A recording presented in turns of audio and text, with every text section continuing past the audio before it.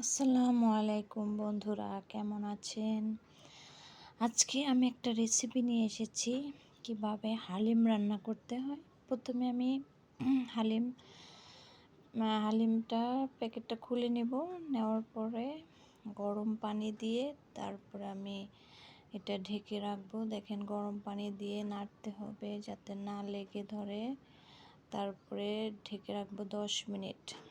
আমি গরুর মাংস আগে থেকে রান্না করে রেখেছিলাম, সেই গরুর মাংসটা আরেকটু কষায় নিচ্ছি।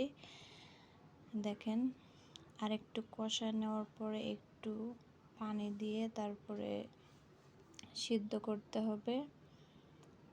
এই যে একটু অল্প করে পানি দিতে হবে, তারপরে নেড়ে দিতে হবে।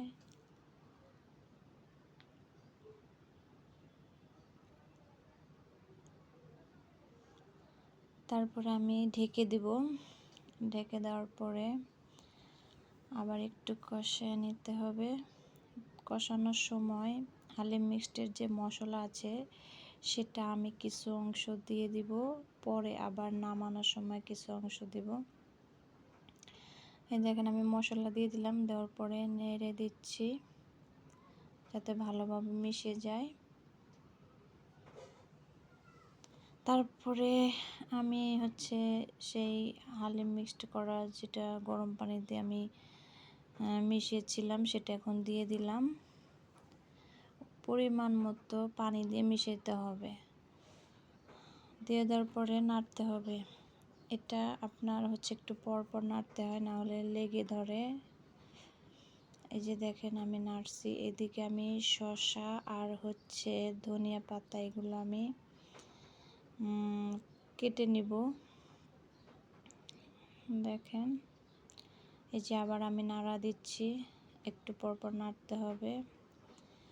রান্নাটা প্রায় শেষের দিকে মশলাটা আবার দিতে হবে। এই মশলা না দিলে কিন্তু আপনার ঘ্রাণ হবে না আর খেতেও ভালো লাগবে না। মশলাটা দিলেই খেতে দারুণ। তারপরে এই যে দেখেন, শসাগুলো ছিলে নিয়েছি। এখন আমি শসাগুলো কাটবো, ধনিয়া পাতাগুলো কাটবো।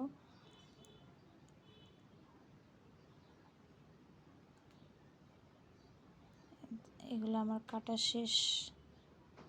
তারপরে যে দেখেন, আবার নাড়তে হবে। ঝোলটা একটু শুকায় নিতে হবে। একদম বেশি শুকানো যাবে না, আবার একদম বেশিও রাখা যাবে না। দেখেন, ঘন হয়ে এসেছে। এদিকে আমি বাগার দেওয়ার জন্য পেঁয়াজ দিয়েছি চুলায়।